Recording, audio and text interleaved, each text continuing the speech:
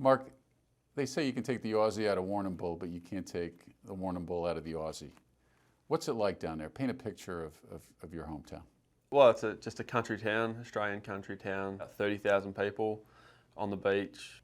You know, I grew up across the road from the golf course. It's definitely pretty windy. The trees grow crooked.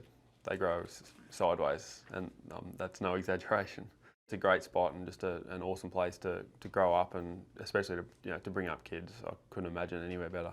It took quite a road for you to get from Warrnambool to Melbourne. Take us back to that journey and those trips and what you remember about those. Yeah, that was, it's a long road. It's a 3.5 hour drive, 4 hours to the golf courses in Melbourne. They're out on the other side.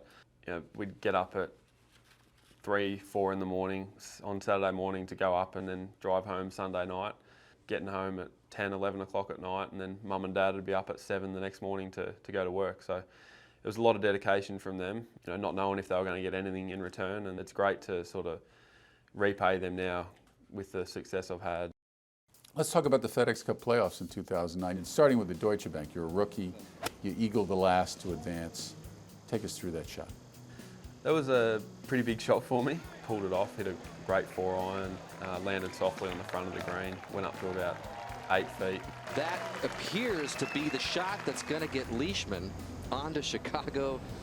It's a tricky little putt across that green. It looks like it goes one way, but it goes the other, and changed my read, and it was the right read, went in, and then all of a sudden you're at the BMW the next week, and you know, things went on from there. It didn't get any easier, and things certainly did go on from there, because you're paired in the final round with Tiger Woods, and you're on the bubble, your number keeps changing.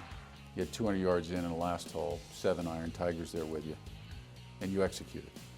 Yeah, it was, in that situation, I like to hit it pretty hard. I don't like to try and finesse something in there. Plus it was a back left pin, so I could hit a little draw in there. There was a ridge that I could run it off to get down to the hole, and I pulled it a little bit, but ended up going straight at the pin, went to about 20 feet and managed to 2-putt.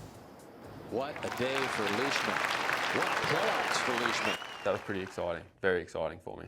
You were making wedding plans for 2010, and you had the foresight to block out the week of the Masters just in case. And at that point in time, you were so far away from qualifying for Augusta. Was that just self-confidence or premonition? Maybe a little bit of both. I knew I'd been playing well for the year. I was really close to sealing up my card when I popped the question to Audrey, and we were planning dates, and I'm like, you know, we could plan it the week of the Masters, but I'm playing all right, so if I get in the Masters, we'd have to change the wedding. And Audrey's like, we're not changing the wedding. I'm like, well, we're not scheduling it the week of the Masters, because if it's wedding or Masters, I'm going to play the Masters, which is, looking back on it, yeah, I wanted to block that week off just in case. The final round, 62 to win at Hartford, you beat Bubba by a shot. You said your parents probably woke up that day with a shock that their son had won his first PGA Tour event. What were you feeling that day as it relates to closing out that round and doing what you had to do to get your first W? Determination. I had a score in my head at the start of the day, and I was determined to do it. I hit a good tee shot off the first, pulled my second shot, and I hold about a 7-footer for par on the first. Hold a good birdie putt in the second, and away we went. You seem determined at this year's Masters, but you also seem very calm. Did it help having Harvey, your 15-month-old son, at the house? Yeah, I mean, it's great having him there. It just grounds you a little bit. Like you get home and you mark again.